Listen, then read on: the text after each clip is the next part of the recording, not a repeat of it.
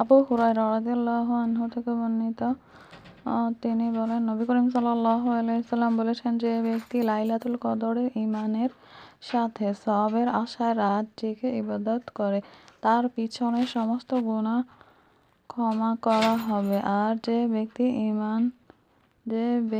ঈমান সহ সওয়াবের আশায় রমজানের সিয়াম পালন করে, তারও অতীতের সমস্ত গুনাহ মাফ করে দেওয়া হবে। সুবহানাল্লাহ। তার মানে লাইলাতুল কদরের রাতেও আমাদের গুনাহ মাফ হয়ে যাবে। তারপরে আর কি, রমজানের সিয়াম পালনের মাধ্যমেও আমাদেরকে গুনাহ মাফ হয়ে যাবে। সুবহানাল্লাহ।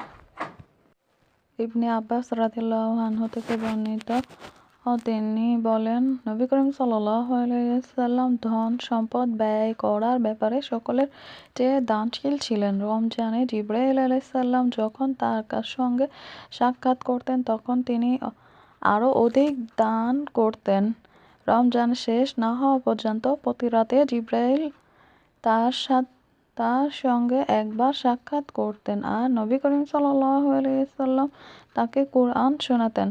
জিবরাইল যখন তার সঙ্গে সাক্ষাৎ করতেন, তখন তিনি রহমত সহ প্রেরিত বায়ুর চেয়ে অধিক ধন সম্পদ দান করতেন। সুবহানাল্লাহ।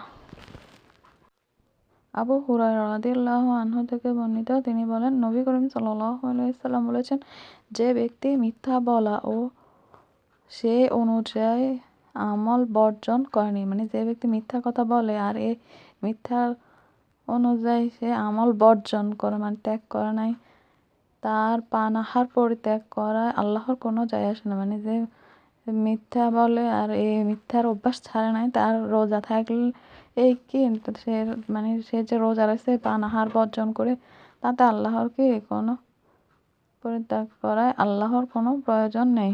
মানে তার এই রমজান বলছে যে আল্লাহর কোনো দরকারই নাই, এই কথা বলছে। সুবহানাল্লাহ। আবদান আল কামারা থেকে বর্ণিত, তিনি বলেন, আমি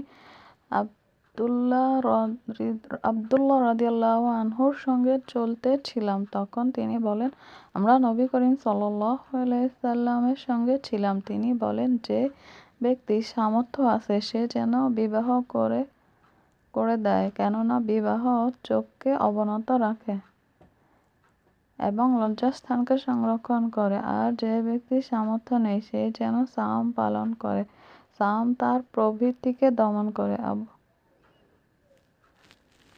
সুবহানাল্লাহ। আব্দুল্লাহ ইবনে মাসলামা আব্দুল্লাহ ইবনে ওমর রাদিয়াল্লাহু আনহু থেকে বর্ণিত, তিনি নবী করিম সাল্লাল্লাহু আলাইহি ওয়াসাল্লাম কে বলতে শুনেছেন, নবী করিম সাল্লাল্লাহু আলাইহি ওয়াসাল্লাম রমজানের কথা আলোচনা করে বললেন, চাঁদ না দেখে তোমরা সাওম পালন করবে না এবং চাঁদ না দেখে ইফতার করবে না। যদি মেঘাচ্ছন্ন থাকে তাহলে তার সময় 30 দিন পরিমাণ পূর্ণ করবে। সুবহানাল্লাহ।